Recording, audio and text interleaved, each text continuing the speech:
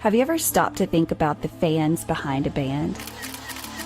What is it about the music that keeps fans coming back for more? Or is there more?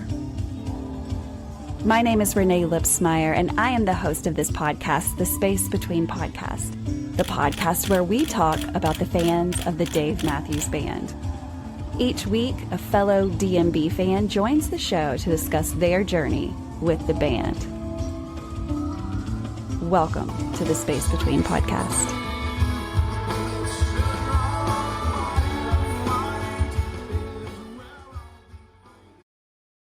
Hey guys, welcome to another episode of the Space Between Podcast, the podcast where we talk about the fans of one band. If you've never listened to this podcast before, we do always talk about one band, and that band is Dave Matthews Band.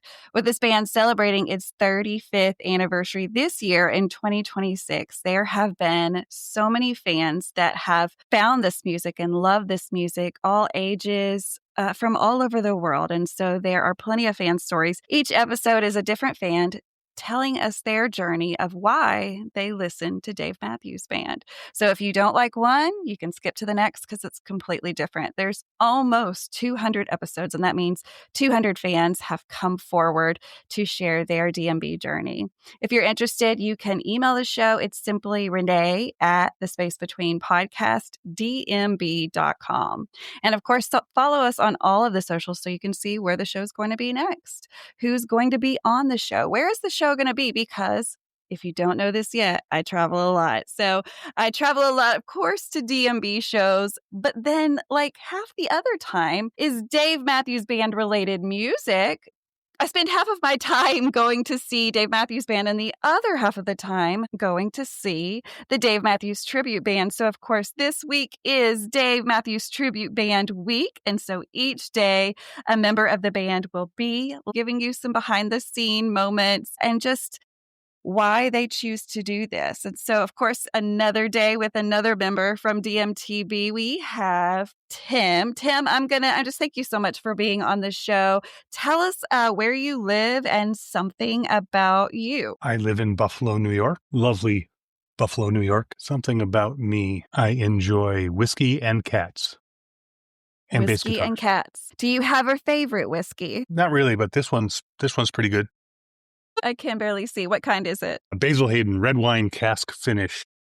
Yes, Basil Hayden. Familiar. You know, I don't know if you or any of the listeners that are listening to this know, but I have actually done 2 shows. I think they were back in 2023, really just about different bourbons. We had several men on the show, and they were all doing different bourbons and really kind of just talking about bourbon and whiskey and rye whiskey and all the things that, of course, we hear in the songs of Dave Matthews Band. So if you haven't checked that out, rewind all the way back to 2023 and you'll find those 2 episodes. They're a lot of fun for our whiskey drinkers. And of course, if you're not familiar, there is DMB Big Whiskeys, which is a group on Facebook, and all they do is talk about bourbon and whiskey, and they have its barrels made for this group. And so if you're into it, guys, totally check out those 2 things. So Tim, you like bourbon, you like cats. So I'm going to guess that you have cats. I just one at present.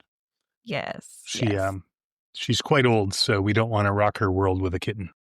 No, I completely understand. Cats are so much fun, and they're so much different than dogs, just everything about them. And so it's fun. My son has a cat, and so when he comes home for a holiday or a weekend, he brings his cat, and I'm just like, what the hell is going on here? Like, it's so different than dogs, but I love them now. And so I can see where that's a lot of fun. So guys, if you don't know, Tim actually plays the bass for DMTB. So let's rewind time. How in the world, Tim, did you get hooked up with even thinking about being in DMTB? I've always been a professional musician in a multitude of contexts, and I just got a call that it was 2018. There was 2 shows. One was State College, Pennsylvania, and the other was somewhere in Connecticut. I can't remember where. And it was just this one-off thing. I didn't know any of the music at all. Like, I was familiar with some hits and such, but I literally had to, at that point, in short order, learn 2 sets of music in about a month. Yes. We're a lot more organized than that now, but back then things were kind of loose. Well, and things are going really well. I mean, you're in the groove,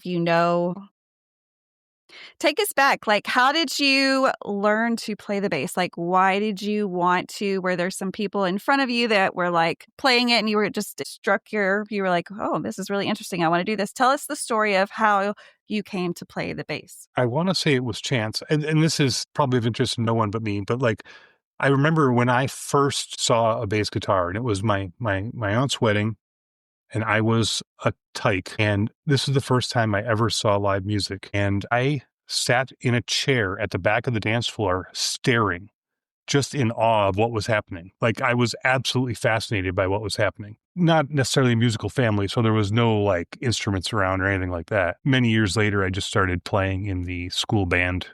So I played saxophone through the whole school band experience from like, late elementary school up through high school. And I think when I was 13, there was a guitar player and a drummer that were looking for a bass player. And for some reason, I really wanted to do that. Now, we didn't have any money, and it was not really of interest to my family, that I get a bass guitar. But somehow my father talked my mom into it, that I was going to get this. And that, that's kind of an isolated thing. That's not a thing that I would have expected in hindsight, him going to bat for a bass guitar. Right. But somehow it happened, and that's what I did from then on. Like, that was, it was just sort of a kind of odd chance. And it was a Sears catalog bass guitar. It was not anything of quality, but I figured some things out and we went from there. Well, back then, Sears was the shit, right? Like, I remember getting this catalog. Just saying Sears, like, I'm dating myself. No, I mean, Sears, they're not around anymore, but if you're not familiar, Google it. Honestly, I loved Sears. You could get your engine fixed and go get a t-shirt. Like, what did you need? You could get it all done at Sears. Sears was fancy back then. Let us not forget. Were you completely self-taught? Yeah, well, I mean, I had the school band experience, so I wasn't illiterate, and I did have some competent instructors along the way. I was I still am sort of obsessive about things like that I'm interested in. While being self-taught, like, I started there were some jazz camps and such for students in the region of Wisconsin where I grew up that I would attend, and I would basically learn everything I had to learn that year intellectually, even though I couldn't apply it. And then I would go home and make damn sure by the next time I was back there that everything I got wind of, I understood when I went back.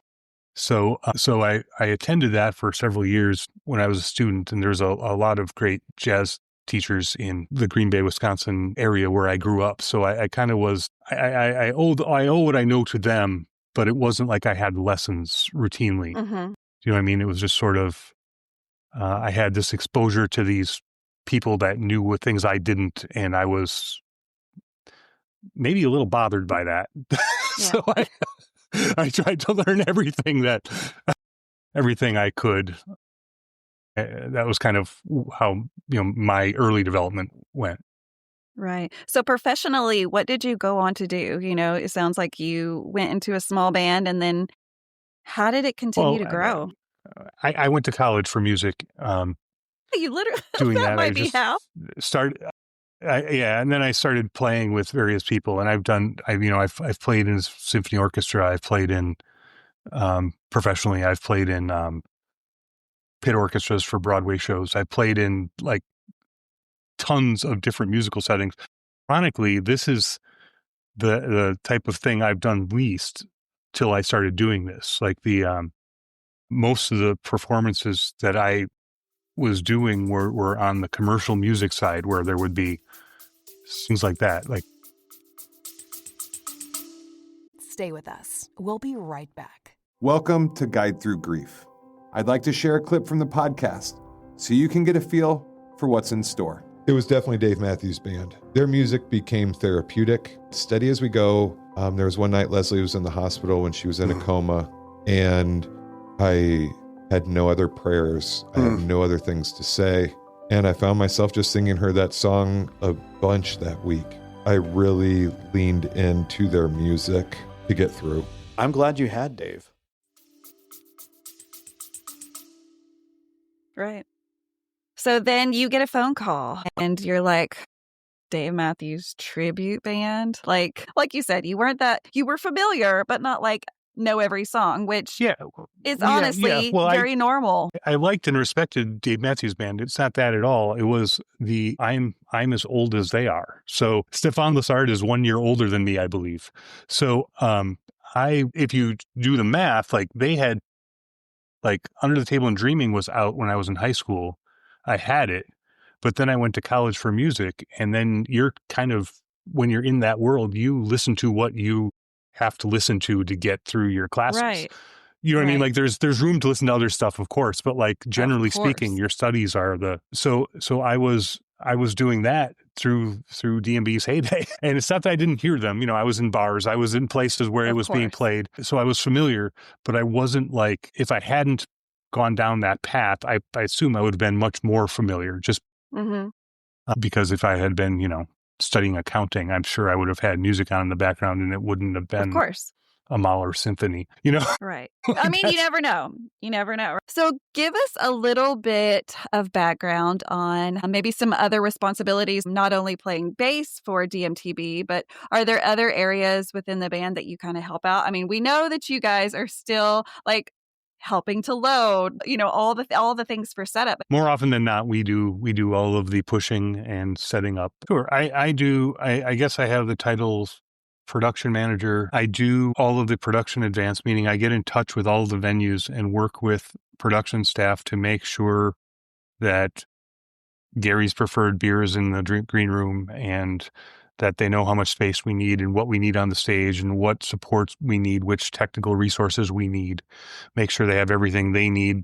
It's like if they have a display screen, that to make sure that they have the correct logo to put on it. And so I handle all of the minutia, making sure we know when to show up, where to show up, and make sure when we do show up, they know what to expect on their side and what we're doing. I just maintain a extensive spreadsheet that keeps track of all of that stuff. And yeah, I feel like I still have an office job sometimes.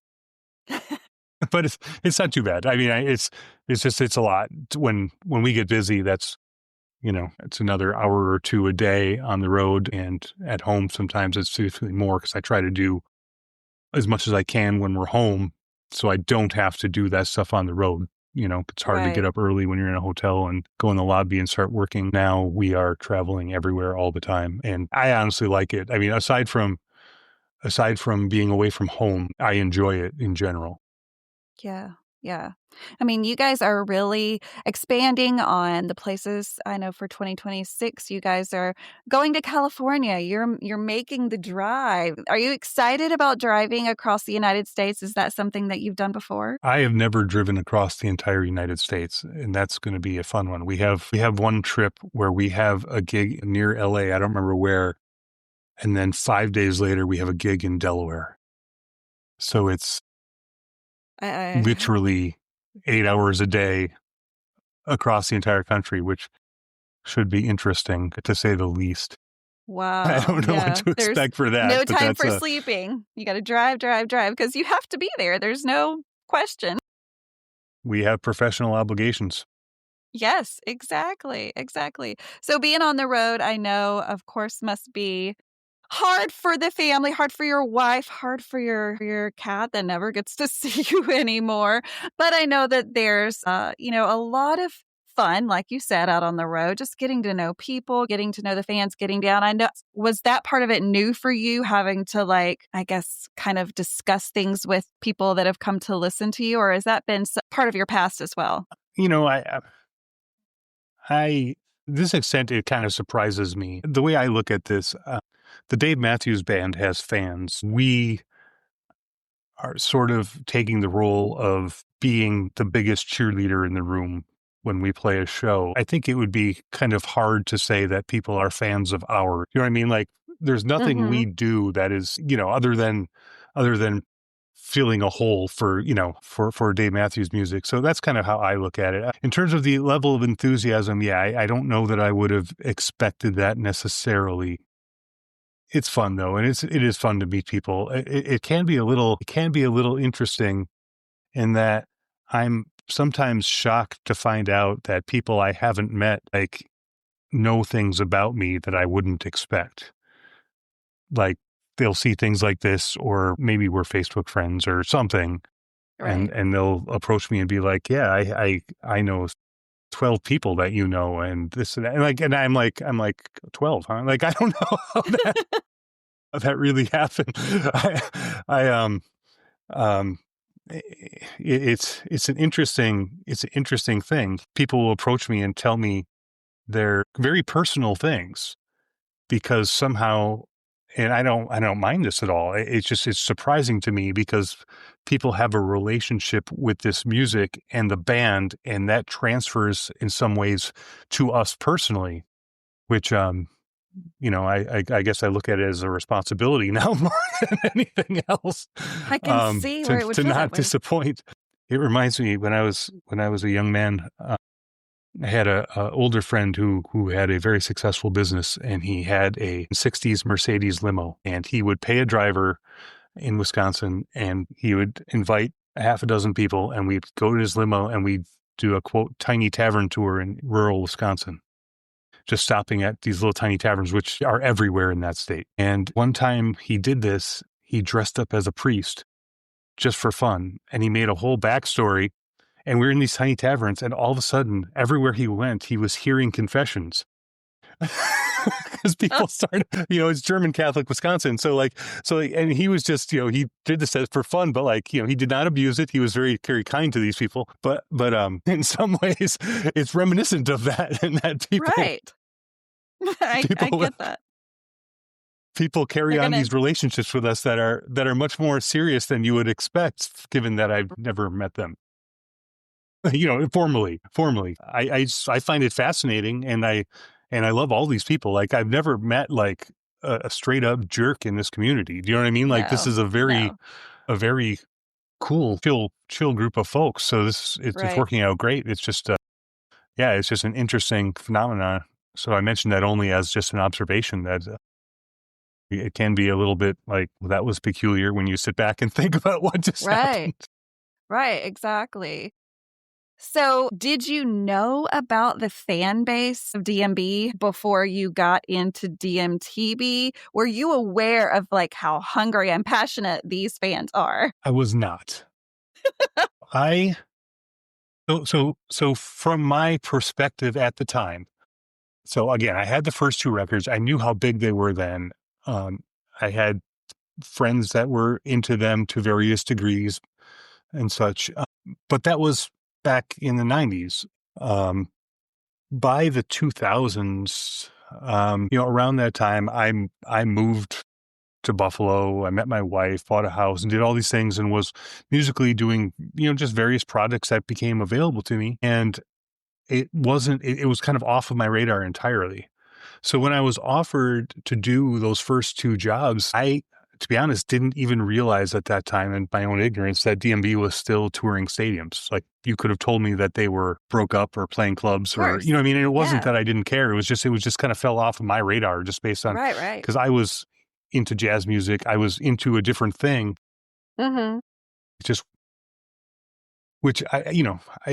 I should say this, I had someone, someone was asking me about how many DMB shows we all saw, and of course my count is by far the lowest. And they kind of accused me of being like a faker, or like I was pretending. And I was like, I don't know. I think I can play this music pretty well. Like I didn't know that was how many shows I went to had an impact on, my ability to understand and play this music. It doesn't. But so someone, I felt really bad because I was like, maybe I'm, a little imposter syndrome, maybe maybe that fed in a little bit, but it was just kind of a crazy thing. Like I don't, I have a tremendous respect for this music, and I enjoy playing it, and I'm continually learning more of it. So it's been a great experience for me. It's kind of different when you're a professional musician and just trying to get, name of someone in business who isn't chasing money on some level. Right. You know what I mean? Like, so I got this wonderful opportunity and meeting these wonderful people and getting to play this wonderful music. And it was all sort of through luck. Right. So I'm very, very thankful for that. My journey wasn't that of like the super fan who was trying to do everything Stefan Lessard did. Like I said, we're the same age. Me and Stefan Lessard probably had the same records. Yeah. Yeah. We listened to the same stuff. So my journey was a little different. And that's okay. Elf. Okay, so traveling with these guys, we know you like to travel, but there's a whole solid group of men that are traveling with you. You share your ride, your hotels, your all of these things. And so was there a period of time that it just took for you to get used to traveling with these guys and kind of being around them 24/7? Was that something that was new for you? Well, certainly sharing space like that. I mean, like it's, and we're not immune to like getting on each other's nerves. That's, I mean, try to imagine spending, like I literally have spent more time with David Sirianni than I have with my wife in the last year. And it has to do with the fact that we're both based out of Buffalo, which is where the van is.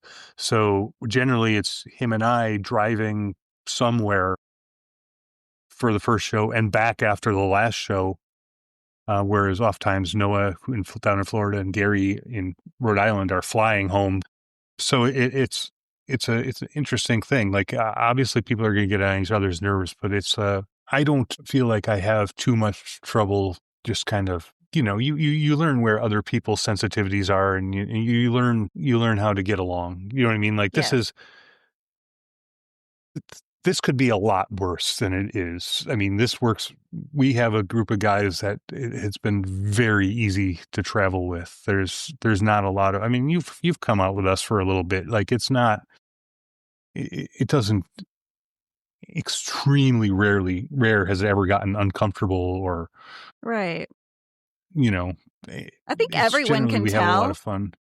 Everyone can tell. And I've just, from listening to so many people talk about you guys, and then of course from me just being there observing you guys, it really does. It would surprise no one if you all said, we're just like best friends, because that's the vibe that y'all give off is, not only when you're on the stage, but just out and about, you guys are just nice. And so I think that is a great thing that you've got a big group of men who are really easy to get along with and are genuinely nice as well. Yeah, we're all boys for sure. Like, I think it's the type of thing where it is a family type relationship where if, we could be really upset at each other, but if someone else from outside the circle tried to mess with that same person you're really mad with, you'd be standing in between them very quick. Right. You know what I mean? Like Yeah. it's that sort of relationship. We're very, very much like a slightly dysfunctional family.